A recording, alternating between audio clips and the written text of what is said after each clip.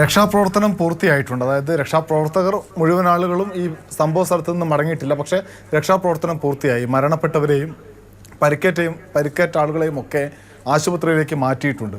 ഇപ്പോൾ ഔദ്യോഗികമായി ലഭിക്കുന്ന വിവരം 202 മരണം സ്ഥിരീകരിച്ചു. ബാക്കിയുള്ള 40 പേർക്ക് പരിക്ക് എന്നാണ് ഔദ്യോഗികമായിട്ട് ലഭിക്കുന്ന വിവരം.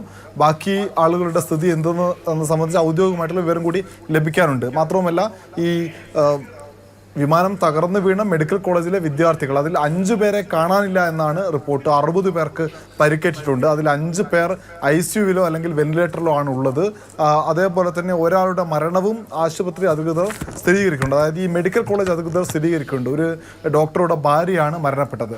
അതുമായി ബന്ധപ്പെട്ട് ഇപ്പോൾ വിമാനത്തിലുണ്ടായിരുന്ന ആളുകളുടെ പരിക്കോ അല്ലെങ്കിൽ മരണമോ സംബന്ധിച്ച് കൂടുതൽ വ്യക്തമായ ചിത്രം നമുക്ക് മുന്നിലുണ്ട്. പക്ഷേ ഈ ഭക്ഷണം കഴിച്ചുകൊണ്ടിരിക്കുകയായിരുന്ന ക്യാൻറ്റീനിലുണ്ടായിരുന്ന ആരൊക്കെ മരണപ്പെട്ടു, ആർക്കൊക്കെ ഗുരുതരമായി പരിക്കേറ്റു തുടങ്ങിയിട്ടുള്ള വിവരം കൂടി ലഭ്യമാകുന്നുണ്ട്. എന്തായാലും ഇപ്പോൾ നിലവിൽ വ്യോമയാന മന്ത്രി സംഭവ സ്ഥലത്ത് എത്തിയിട്ടുണ്ട്.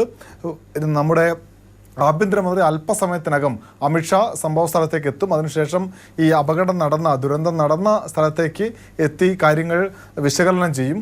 അത് കഴിഞ്ഞ് പ്രത്യേക അന്വേഷണ സംഘം, വ്യോമയാന മന്ത്രാലയം പ്രഖ്യാപിച്ച അന്വേഷണത്തിൻ്റെ ഭാഗമായി അന്വേഷണം ഏറ്റെടുത്ത സംഘം കൂടി സംഭവ സ്ഥലത്തെത്തി ആദ്യം വിശദമായ പരിശോധന നടത്തും. അതിനുശേഷം അഹമ്മദാബാദ് വിമാനത്താവളത്തിലും എത്തി തെളിവെടുപ്പ് നടത്തും.